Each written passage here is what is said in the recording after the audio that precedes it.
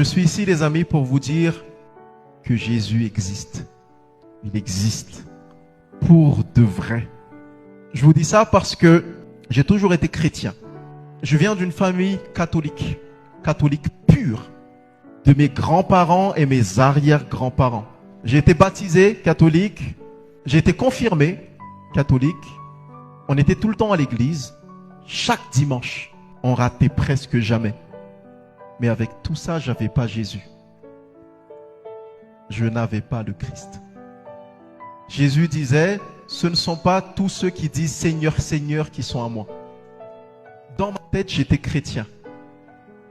Dans le monde spirituel, mon âme était déjà perdue. Je publiais des versets bibliques tout le temps. Dans le monde spirituel, mon âme était déjà perdue. Voici qui je suis. Steve Angiamas. 480 000 followers sur Facebook. La référence en art oratoire à Madagascar. J'ai toujours été le plus jeune dans les réunions de CODIR, dans les sociétés dans lesquelles j'étais actionnaire. Mais j'étais pas heureux. Vous voyez tout le temps mes vidéos sur Facebook. Des centaines de milliers de vues. Vous ne saviez pas que derrière la personne qui publiait ces vidéos, à savoir moi, était complètement détruite. Il fut des moments où je ne pouvais pas dormir sans boire. Donc tous les jours, je buvais. Tous les jours. Et tous les soirs, je ne m'endors pas, je m'évanouis. Le lendemain, je mets mon costume, je mets ma cravate, je sors de la maison, je vais dans des conférences, dans des coachings, dans des négociations. Et le soir, je rentre chez moi, je suis obligé de boire pour dormir. Le Steve Angiamas que vous connaissiez sur Facebook, qui vous disait tout le temps, vous pouvez le faire. Une motivation pour la plupart des gens, surtout la plupart des jeunes. Chaque soir, je me disais, le monde serait mieux si tu te suicides. Tellement je ne savais plus quoi faire, je me suis dit, je vais aller voir un psychologue. J'ai compris bien plus tard qu'en fait, j'avais pas besoin de psychologue, j'avais pas besoin de développement personnel, j'avais besoin de Jésus. Tout ce que l'être humain ne peut pas faire, Jésus peut. Je ne savais même pas, mais Jésus commençait à me parler, petit à petit, tous les jours, tous les jours. Sauf que moi, j'étais trop borné. J'étais borné comme la plupart des gens qui sont dans cette salle qui disent « Je suis spirituel, je ne crois pas en ce Dieu, je crois en une entité. Une entité dans l'univers qui est plus grande que moi, je suis spirituel. » Si seulement vous saviez tout ce qui se passe dans le monde spirituel, vous saurez que dans le monde spirituel, si vous êtes vraiment, réellement spirituel, vous êtes mort si vous n'avez pas Jésus. Parce qu'il n'y a que deux entités.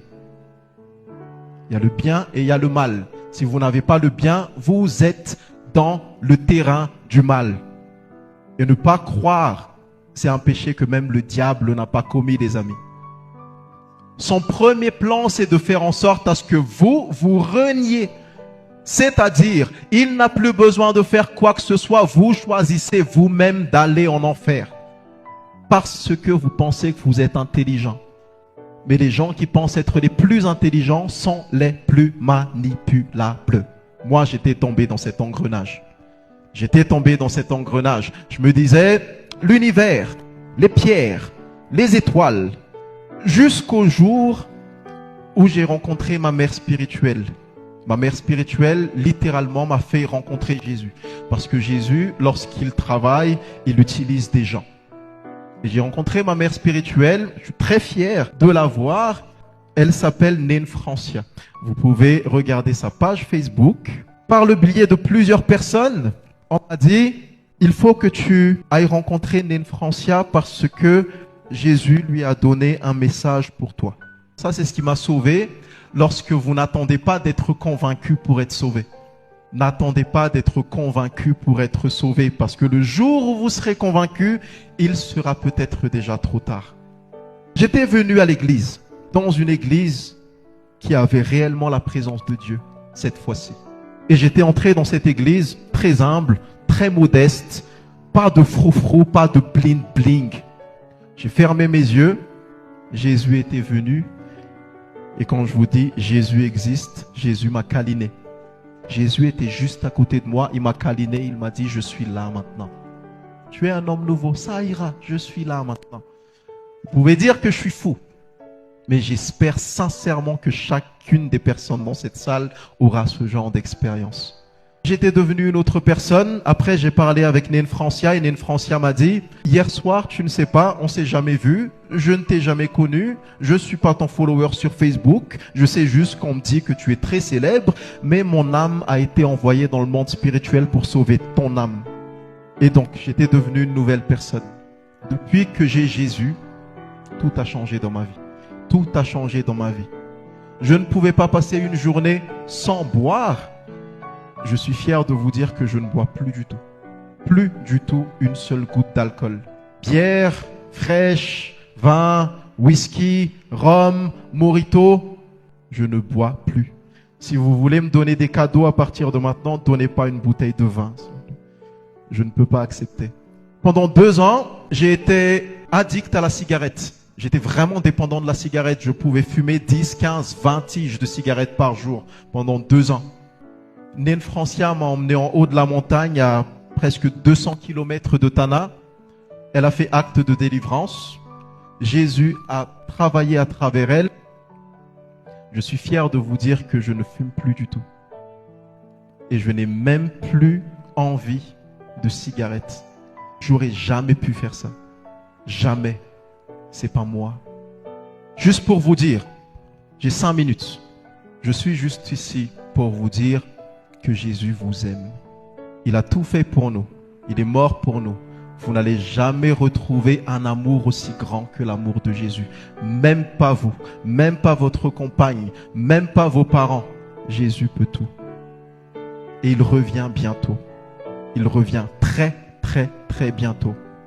Posez-vous la question. Est-ce que vous êtes déjà dans sa barque? Être chrétien, ça ne suffit pas juste de dire Jésus est mon sauveur. Il y a une discipline. Il faut faire le bien. Il faut avoir bon cœur. Il y a des choses que vous ne devez plus faire. Il y a des choses que vous devez abandonner. C'est ça être un chrétien. Donc même si vous entrez à l'église tout le temps, posez-vous cette question. Est-ce que je suis réellement à lui? Ou est-ce que je me mens à moi-même? Vous avez reçu l'invitation. Je ne gagne rien du tout en vous disant ça. Rien du tout.